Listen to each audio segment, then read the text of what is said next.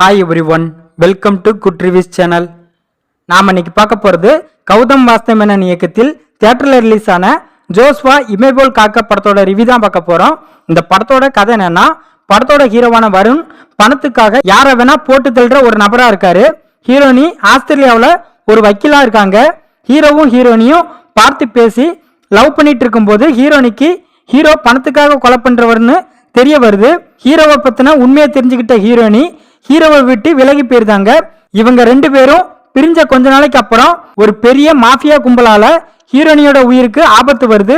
அதை தெரிஞ்சுக்கிட்ட ஹீரோ ஹீரோனியை காப்பாத்துறதுக்காக கள இறங்குறாரு.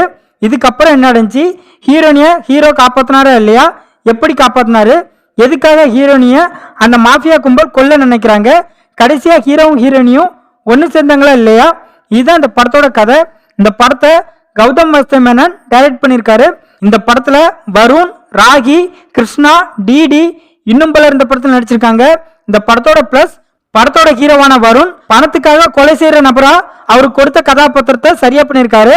அவரோட ஆக்ஷன் சீன்ஸ்லாம் ரத்தம் தெரிக்கிற அளவுக்கு ரணகலமா இருக்கு. ஹீரோயினி தப்புக்கு தண்டனை கிடைச்சே ஆகணும் அப்படிங்கிறதுக்காக வாதாடுற வைக்கல அவங்களோட ரோலை நீட்டா பண்ணியிருக்காங்க. படத்தில் நடிச்ச எல்லாருமே அவங்களுக்கு கொடுத்த கதாபாத்திரத்தை சரியா பண்ணியிருக்காங்க. சினிமாட்டோகிராஃபில சண்டை காட்சிகளை காட்சிப்படுத்திய விதம் சூப்பரா இருக்கு. ஹாலிவுட் படம் ரேஞ்சுக்கு படத்தோட மேக்கிங் இருக்கு. பிஜிஎம் நல்லா இருக்கு. படத்தோட மிகப்பெரிய பிளஸ் ஆக்ஷன் சீன்ஸ் தான். அந்த அளவுக்கு சண்டை காட்சிகள் ஒவ்வொன்றும் வேற லெவல்ல இருக்கு. இந்த படத்தோட மைனஸ், படத்தோட ஸ்டோரி அந்த அளவுக்கு இம்ப்ரெசிவா இல்ல.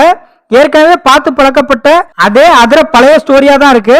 படத்துல உள்ள எமோஷனல் சீன்ஸ்லாம் சுத்தமா நம்மளை கனெக்ட் பண்ணவே வைக்கல.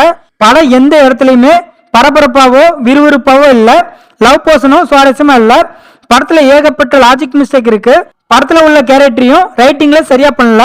மொத்தத்துல இந்த படத்தை பார்க்கலாமான்னு கேட்டா full and full action scenes உள்ள மூவி பார்க்கணும்னு நினைக்கிறவங்க இந்த படத்தை பார்க்கலாம். இந்த வீடியோ பிடிச்சிருந்தா லைக் பண்ணுங்க, ஷேர் பண்ணுங்க, சப்ஸ்கிரைப் பண்ணி சப்போர்ட் பண்ணுங்க. Thanks for all.